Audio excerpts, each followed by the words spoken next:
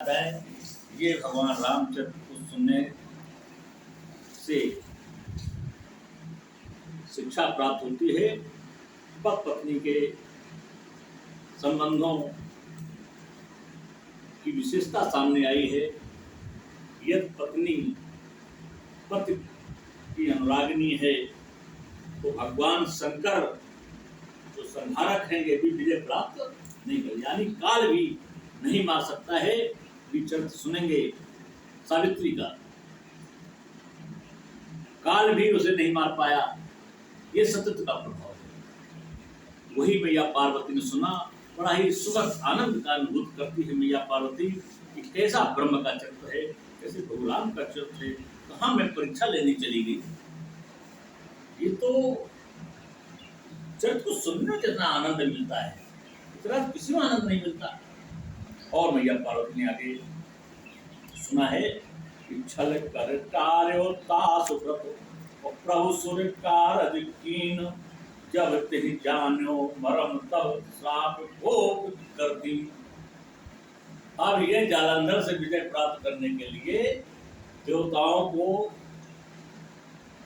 और संतों को सुख प्रदान करने के लिए ब्रह्म ने एक और रूप धारण किया है जालंधर का। जालंधर बनकर के वृंदा के पास आते हैं, इसका पति सत्य नष्ट कर देते हैं। जी जान्यो मरम, और जब ये मरम जालंधर मर गया तब वृंदा को ये मरम पता लगा कर ये तो विष्णु ने मेरे साथ छल किया है, ब्रह्म ने छल किया है। तो जान्यो मरम तब श्राप भोग कर दी। तब ये वृंदा ने श्राप दिया है ब्रह्म को। तो इस कारण से भगवान राम को 3 कल्पों की कथा है, इसलिए इनको स्वर्ण स्वरूप में रूप धारण करना पड़ा है। निर्गुण ब्रह्म है, सगुण समय समय पर इन परिस्थितियों में ये बनते हैं। ऐसा रामचरितमानस वेद पुराण कहते हैं। करहि गान बहुतान तरंगा, बहुविध की कीड़हि कान पतंगा। देहि देख सहाय मदन हर साना, कीन्ह से पुन प्रपंच विधि नाना। जैसे जालंधर का वध होता है तो ये मदन यानी कामदेव, ये जो भगवान शंकर का शत्रु है, ये प्रसन्न होता है और अपने कुचक्रों से अनेकों प्रकार से प्रपंच करता है। प्रपंच विधि नाना, कई प्रकार से प्रपंच करता है। कीड़हि पान पतंगा, बहुविध कीड़हि पान पतंगा, कई प्रकार से ये पीड़ाएं करता है। काम कला कछु मुन ही न व्यापी, निज भय डर्यो मनो भय पापी। सीम विचापे सकय पवतासो, बड़ रखवार रमापत जासु।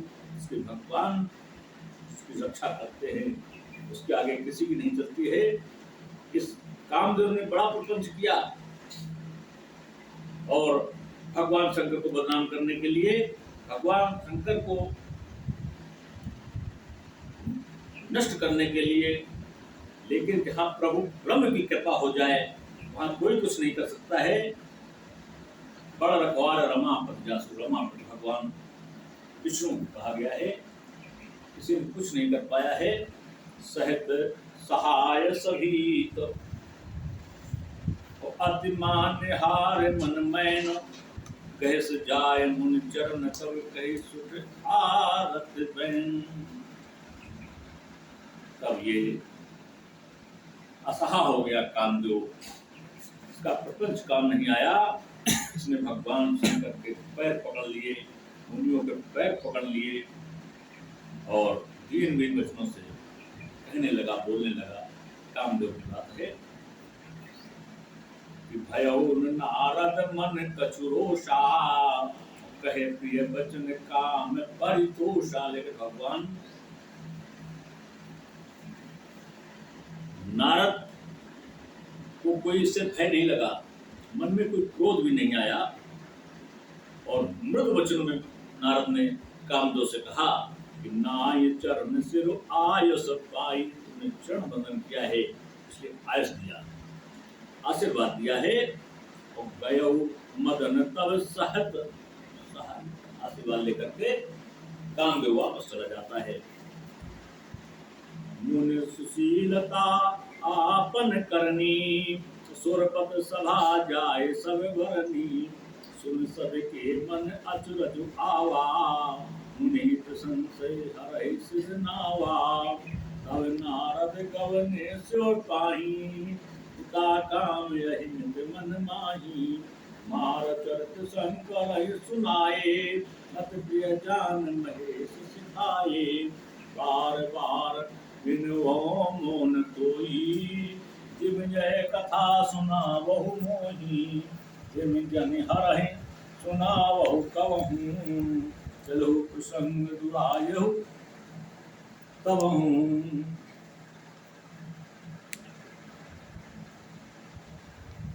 मैया पार्वती ने कहा बहुत ही सुंदर कथा है, लेकिन इसको विस्तार से हमको सुनाएं, बहुत ही सुंदर ढंग से हमको बताएं।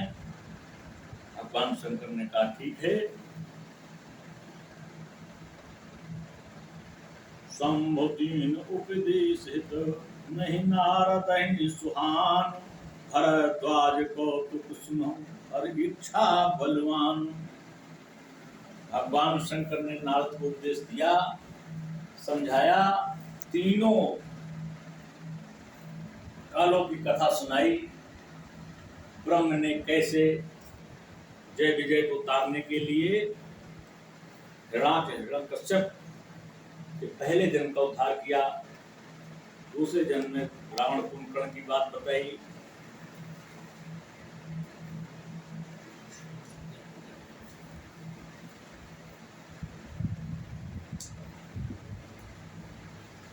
और जालंधर की बात बताई, तीनों की बात बताई। दशरथ का जन्म कश्यप ऋषि दशरथ हुए हैं, उनकी पत्नी अदिति कौशल्या हुई है। ये बात नारद के समझ में, उनका विस्तार पूर्वक हमें बताएं। तब भगवान शंकर ने कहा विस्तार पूर्वक सुनने के लिए शंभु ने कहा सम्मुतीन उपदेश हित नहीं नारद ही सुहान। नारद को पसंद नहीं आया। और भरद्वाज को तो सुनो हर इच्छा बलवान। भरद्वाज जी ने जो प्रसंग सुनाया है, जो कथा सुनाई है, आज वही भगवान शंकर मैया पार्वती को सुनाने जा रहे हैं।